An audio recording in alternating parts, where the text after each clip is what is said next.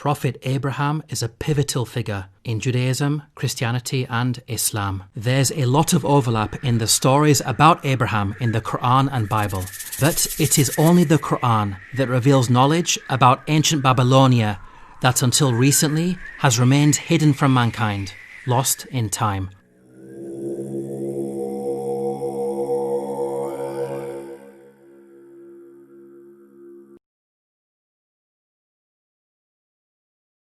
Jewish, Christian, and Islamic sources all place Abraham's birthplace in ancient Babylonia, the region where we find modern-day Iraq.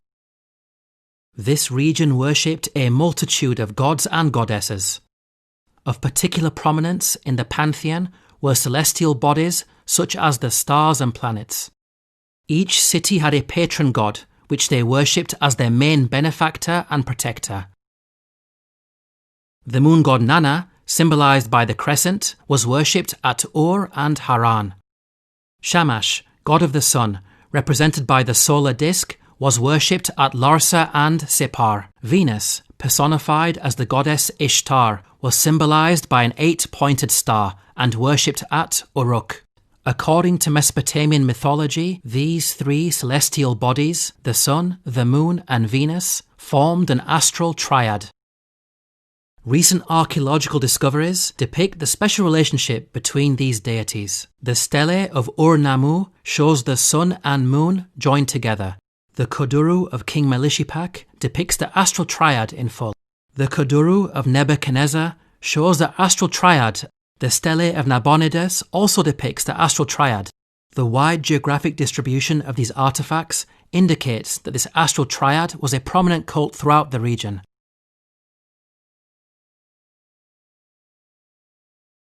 The Quran informs us about some very specific details with regards to the idols that Abraham's people worshipped. فَلَمَّا جَنَّ عَلَيْهِ اللَّيْلُ رَأَى كَوْكَبًا قَالَ هَذَا رَبِّي فَلَمَّا أَفَلَ قَالَ لَا أُحِبُّ الْآفِلِينَ فَلَمَّا رَأَى الْقَمَرَ بَازِغًا قَالَ هَذَا رَبِّي فَلَمَّا أَفَلَ قَالَ لَئِن لَّمْ يَهْدِنِي رَبِّي لَأَكُونَنَّ مِنَ الْقَوْمِ الضَّالِّينَ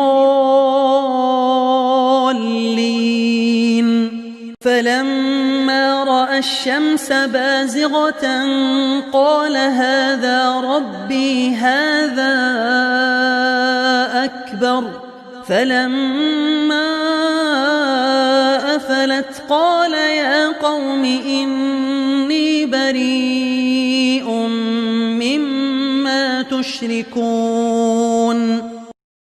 We can see the Quran draws our attention to their worship of the sun, moon, and a third idol. Note the details provided about the third idol. So when the night covered him, he saw a star.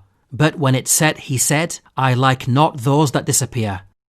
The word translated here as star is the Arabic word kawkab, which carries the meaning of celestial object and can be used to refer to a star or planet. The Quran tells us that at the onset of nightfall, this celestial object appeared for only a brief amount of time. This description of the third idol matches the characteristics of the goddess Ishtar. One of her names was the evening star because she personified Venus, a planet that appears for only a brief amount of time in the evening. We can see that the Quran's claims about the idolatry of Abraham's people is accurate in light of what we know historically about the cult of the astral triad.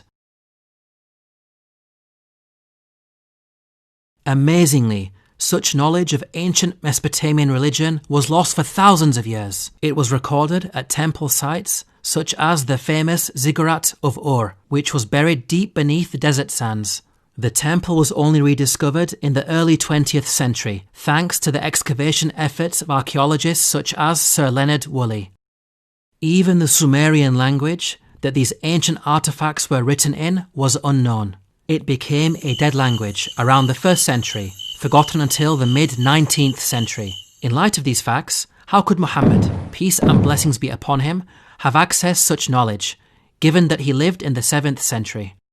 The only source of knowledge about Abraham that would have been readily available would have been the Bible-based stories and Jewish legends in circulation. If we examine the Bible, we find that it's silent on such details. Long ago your ancestors, including Terah, the father of Abraham, and Nahor, lived beyond the Euphrates River and worshipped other gods. We can see that it makes no mention of specific idols that were worshipped. They are simply referred to as other gods. Regarding the Jewish legends that predate the Quran, one of the stories found is as follows. And a voice came into his heart, saying, "All the signs of the stars and the signs of the sun and moon are all under the Lord's control." While this account does reference the sun and moon, note how it mentions stars in the plural.